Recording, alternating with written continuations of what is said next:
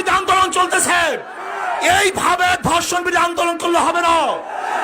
আমরা সবাই আমাদের সবাইকে মাঠে নামতে হবে, ঐক্য আন্দোলন করতে হবে, সংগ্রাম করতে হবে, গোটা বাংলাদেশকে অবরোধ করতে হবে।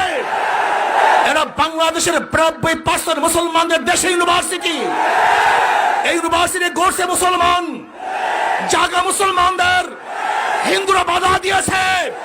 কাজী ইউনিভার্সিটিতে কোন ধর্মভিত্তিক সংগঠনকে কেউ যদি বাধা প্রদান করে, ওর আঙ্গুল ভেঙে হয়ে হবে, হাত ভেঙে হয়ে হবে।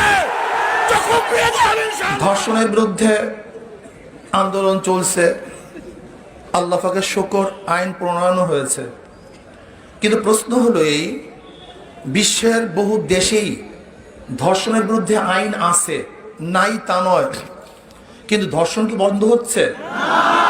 এর কারণ খুঁজতে হবে। আমরা কেউ মনে করি নগ্ন পোশাক ধর্ষণের জন্য দায়ী নয়। আলোচনা চলতেছে, টকশোর মধ্যে আলোচনা চলতেছে, যুক্তি চলতেছে। ধর্ষণ কেন হয় আমরা একে অপরকে বিভিন্ন যুক্তি পেশ করতেছি।